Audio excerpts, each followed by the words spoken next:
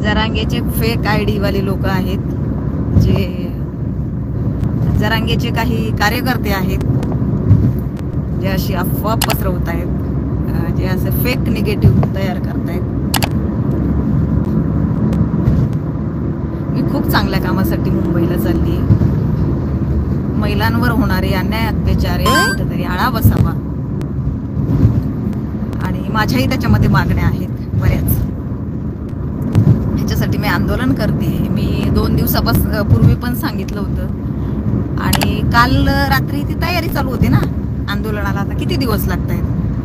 5 दिवस लागतायत, 8 दिवस लागतायत, 15 दिवस लागतायत. त्यानुसार सामान वगैरे सगळं घेऊन भरणं होतं व्यवस्थित, नाही का? म्हणून मग रात्री मी दिवसभर काल ते निवेदन वगैरे बनवणं, त्याच्यामुळं काही मी लाईव्हला आलेच नाही. रात्री खूप थकले होते. रात्री मी लाईव्हला आले नाही म्हणून मला अटक झाली. काही लोक येत रे देवा.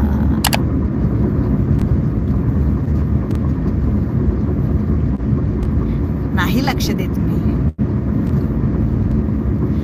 नाही ग, झोप सकाळी उठलेली परत, आणि मुंबईला चाललोय. मुंबईला गरमी असते ना, म्हणून असलं बांधलंय केस बीस. आंदोलनाला चालली मी, कार्यक्रमाला, फंक्शनला किंवा लग्नाला नाही चालले. त्याच्यामुळं आंदोलनाला जाताना असंच जावं लागेल ना. मी जर तिथं मेकअप करून गेले तर लोक हसतील की बाई तू कशाला आली इथं, तू नक्की न्याय मागायला आली का, इथं काय नाही का, काही कॉम्पिटिशन आहे? नाही असं काही. कठीण शिक्षण संस्थेतले एक ताई आहेत, तर त्या पण आहेत माझ्यासोबत. त्या पण बसणार आहेत. त्यांनाही न्याय हवाय. त्यांच्यावर जो अन्याय झालेला आहे रयत शिक्षण संस्थेमध्ये त्यांच्यावर जो अन्याय झालेला आहे, त्यालाही वाचा फोडायची आहे. त्यांची पिळवणूक किंवा त्यांचा जो छळ झालाय तोही सरकारच्या निदर्शनात आणून द्यायचा आहे. तर या सगळ्या गोष्टींसाठी मी आंदोलन करते. माझ्या मागण्या काय असणार किंवा ते मी बसल्यानंतर करणार होते बरं का. म्हटलं बसल्यानंतर टाकूया ते सगळे बॅनर वगैरे आपण. काय आता विनंती आहे सर्व माता भगिनींना, ज्यांच्यावर असे अन्याय अत्याचार झालेले आहेत, त्या महिलांनी 8 मार्चला महिला दिनाच्या दिवशी जास्तीत जास्त संख्येने मुंबईमध्ये या. जयस्तु मराठा पवार दादा. आणि तुम्हालाही न्याय मिळावा याच्यासाठी आपण गृहमंत्र्यांकडे साकडं घालूयात. हे आंदोलन सरकारच्या विरोधात नाही, पुन्हा एकदा सांगते, हे आंदोलन सरकारच्या निदर्शनात आणून देण्यासाठी आपण करतोय.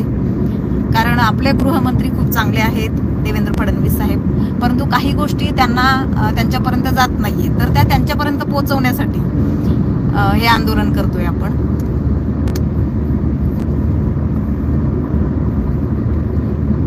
कारण विरोधी लोक लगेच नाचायला लागतील ना मग. तर माझं हे सरकारच्या विरोधात नाही. म्हणजे मी सांगितलं होतं रे जेलमध्ये, आणि जेल इतकं मोठं आहे ना की आता अशी गाडीत बसून अशी फिरते जेलमध्ये. खरंच हिला असं वाटायला लागलं हिच्याकडे खरंच फेक डिग्री आहे का? मूर्ख आहे का ही बाई? हिच्या मुलीनी हिच्यावर जे काय कारवाई केली ती मग खरंच खरी आहे का, असं वाटायला लागलं आता. कारण जिला आपण जन्म देतो ना ते मुली इतकं कठोर असूच शकत नाही. पण जर अशी आई असेल तर मला वाटतं मग त्या मुलाने कठोर होणं चुकीचं नाही. अर्धवट काहीही. बरं झालं माझी आई नाहीये सोशल मीडियावर. मला सांगा, आज आमच्या भावाच्या दुःखात ना आम्ही तिला बाहेर काढतोय. कसं काढतोय आमचं आम्हाला माहिती.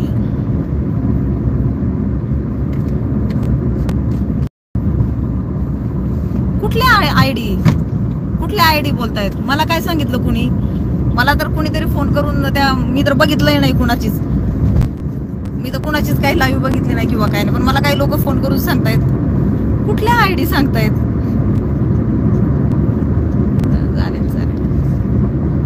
अरे बाबांनो, का होणार? आपण जर बेकायदेशीर नाही वागलं तर का कारवाया होणार आपल्यावर? मुळात मध्ये बेकायदेशीर वागूच नका ना. हे बेकायदेशीर वागतात आणि मग त्यांना असं वाटतं मी त्यांच्यावर कारवाई करेन, म्हणून म्हणून ते अगोदरच अफवा पसरवून देतात. आणि जो अफवा पसरवणारा आहे ना, तो का पसरवतो, त्याला असं त्याची इच्छा आहे की मी त्याचं नाव लाईव्हला घ्यावं, कारण त्याचं चॅनल कुणी बघत नाहीये. मग मी त्याचं नाव घेतलं म्हणजे तुम्ही लोक जाऊन त्याला सर्च कराल ना, अशी त्याची इच्छा आहे. पण मी त्याचं नाव घेणारच नाहीये. इकडे जो कोण आहे त्याचं नाव, जो कोण आहे ना त्याचं नाव मी घेणारच नाहीये. मग जर म्हणाली ताई नसेल बोलल्या तर त्यांना माफी मागते मी, की आता मी जे काही शब्द बोलले, पण त्या जर बोलले असतील तर त्यांनी विचार करून बोलावा. मी एकदा सोडलेलं आहे, कारण त्यांनी पण मला माफी मागितली होती ते बोलल्यानंतर, त्याच्यामुळं मी विषय सोडून दिला. मी परत त्याच्यावर काहीच बोलले नाही. परंतु जर पुन्हा पुन्हा जर माझं नाव घेऊन काही चर्चा करत असतील तर मी सोडणार नाही. अशा पद्धतीमध्ये, कारण आता जे काय स्वारगेट बस स्थानकामध्ये जो काय प्रकार घडला, ती पण एक मागणी करायची आहे की तो प्रकार झाल्यानंतर त्या मुलीला तपासी अधिकारी ही महिलाच असावी. त्याच्यानंतर जी लिपिक होती ती ही महिलाच असावी. तिचा जबाब टाईप करत असताना किंवा तिची जी चाचणी झाली, मेडिकल चाचणी, तर तिथे डॉक्टर होते, तिथं ही लेडीज किंवा महिलाच डॉक्टर असावी. जे वसंत तात्या यांनी सांगितलंय की त्या मुलीला तपासणीसाठी महिला डॉक्टर नव्हत्या तर पुरुष डॉक्टरांनी तिची तपासणी केली, तर हे म्हणजे कुठेतरी कायद्याबाहेर आहे. आणि हे आपल्याला गृहमंत्र्यांच्या निदर्शनात आणून द्यायचं आहे. त्याच्यासाठी मी हे बऱ्याच मागण्या आहेत की ज्या पीडित महिला ज्या वेळेला पोलीस स्टेशनला जातात त्यावेळेला पोलीस त्यांचे गुन्हे नोंद करून घेत नाही, तर काय करतात, अगोदर आरोपीला बोलून घेतात आणि त्याच्यासोबत सेटलमेंट करतात. मग ज्या वेळेला पीडित महिला पोलीस स्टेशनला जाते त्यावेळेला तुम्ही अगोदर तिचे गुन्हे नोंदवा ना. तुम्ही आरोपीला का बोलवता, तुम्ही सेटलमेंट का करता? आणि ते गुन्हे किंवा ह्या अशा तक्रारी ज्या असतात त्या जागेवर पोलीस स्टेशनमध्ये दाबल्या जातात. तर हे असं न करता ज्या वेळेला पीडित महिला पोलीस स्टेशनला येते त्यावेळेला अगोदर तिची केस नोंदवावी, तिला तासनतास बसून ठेवलं जातं, साहेब नाहीत म्हणून तिला रिटर्न पाठवण्यात येतं, नंतर या साहेब नाहीये असं सांगितलं जातं. तर असं न करता, तिची हेळसांड न करता पीडित महिलेची तिचा गुन्हा लगेच नोंद व्हावा. आणि जर असं कुणी करत नसेल अधिकारी तर त्या अधिकाऱ्याला निलंबित करण्यात यावं, ही पण माझी मागणी आहे. अशा बऱ्याच मागण्या आहेत. तर त्या मी ज्या वेळेला आझाद मैदानावर बसेल त्यावेळेला तुम्हाला सगळ्या त्या मागण्या मी सांगेल. किंवा आंदोलनाला बसण्याच्या अगोदर उद्या सकाळी माझी पत्रकार परिषद असणार आहे. म्हणजे आंदोलनाला बसेल कदाचित तिथूनच असेल, आझाद मैदानावर. तेव्हा तुम्हाला कळेलच माझ्या मागण्या काय आहेत, मी कशासाठी आंदोलन करते. त्यामुळं हे जे गुण असतात ना असे शेंबडे मेंबडे, ह्यांना मी घाबरत नसते. हे डॉलर भिकारी आहेत. सोशल मीडियावर काहीतरी निगेटिव्हिटी पसरून व्ह्यूज वाढवून यांना डॉलर कमवायचे असतात. आणि अशा लोकांकडे लक्ष देऊन आपण आपली पात्रता कमी करून घ्यायची नसते.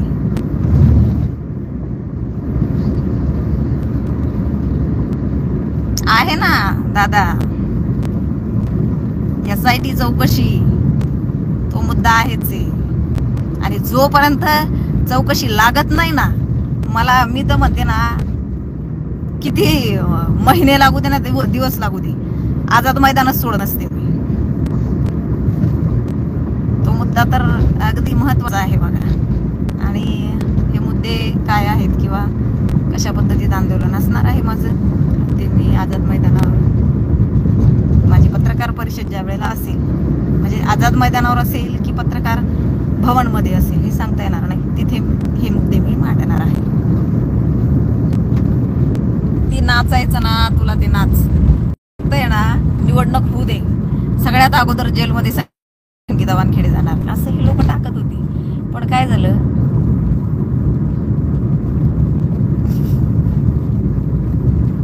त्यांची इच्छा पूर्ण नाही झाली बिचाऱ्यांची.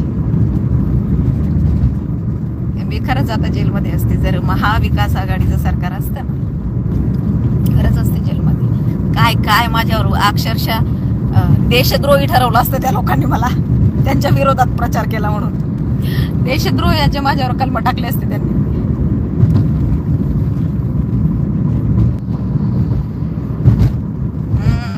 बरोबर पवार दादा. मुघली, निजामी आणि खलिस्तानी पिल्लावळ वाढली. अगदी बरोबर. मुघली विचारांचे तर आहेच ते लोक, त्याच्याबद्दल काय वादच नाही. अगदी बरोबर. बीडचा बिहार नाही तर महाराष्ट्राचा बिहार करून टाकलाय या महाविकास आघाडीने.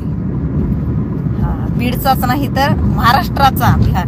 म्हणजे जी लोक पहिली यांच्यासोबत होती ना, त्याच लोकांवर आता ही लोक आक्षेप घेत आहेत आणि त्यांना सोडलं म्हणून त्यांचा बदला घेत आहेत. आणि काय झालं, महाराष्ट्राची मनस्थिती यांनी बिघडवून ठेवली. महाराष्ट्रातल्या सर्वसामान्य जनतेची मनस्थिती या लोकांनी बिघडवून ठेवली. कारण हे राजकारणी आत्ता भांडतात आणि आतमध्ये गेल्यानंतर एका ताटात मध्ये बसून खातात.